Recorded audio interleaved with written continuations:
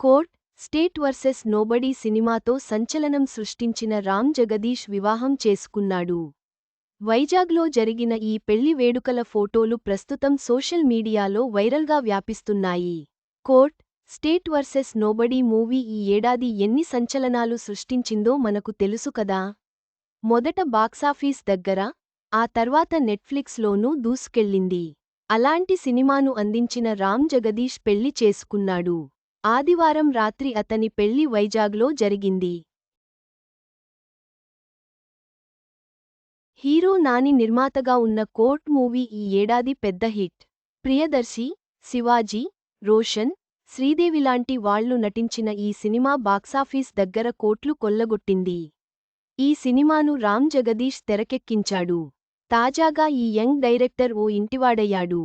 వైజాగ్లో కార్తీక అనే అమ్మాయిని అతడు పెళ్లి చేసుకున్నాడు. అతని పెళ్లి, రిసెప్షన్ ఫోటోలు సోషల్ మీడియాలో వైరల్ అవుతున్నాయి. రామ్ జగదీష్ పెళ్లికి కోర్ట్ మూవీ టీం కూడా వచ్చింది. వీళ్లలో నటుడు శివాజీ రిసెప్షన్ ఫోటోలను తన ఎక్స్ అకౌంట్లో షేర్ చేశాడు. తన తొలి సినిమాతోనే సంచలనం సృష్టించిన ఈ డైరెక్టర్ పెళ్లి వార్తలు అభిమానులను ఆకర్షించాయి.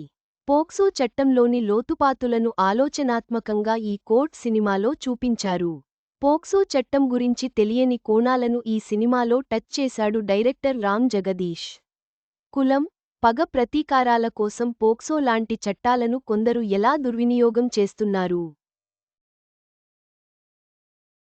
చట్టంలోని లొసుగుల కారణంగా ఏ తప్పు చేయని అమాయకులు ఏ విధంగా బలవుతున్నారన్నది అర్థవంతంగా సినిమాలో చూపించే ప్రయత్నం చేశాడు. చందు, వెన్నెల పాత్రలు పోషించిన రోషన్, శ్రీదేవి మంచి పేరు తెచ్చుకోగా, మంగపతి పాత్రలో శివాజీ జీవించేశాడు. ఇక లాయర్గా ప్రియదర్శి తనదైన మార్క్ నటనతో ఆకట్టుకున్నాడు. ఈ మూవీ ప్రస్తుతం నెట్ఫ్లిక్స్లో అందుబాటులో ఉంది. అటు రామ్ జగదీష్ విషయానికి వస్తే అతడు తన రెండో సినిమా కోసం సిద్ధమవుతున్నాడు. ఈసారి కూడా నాని ప్రొడక్షన్లోనే మూవీ తీయనున్నట్లు తెలుస్తోంది.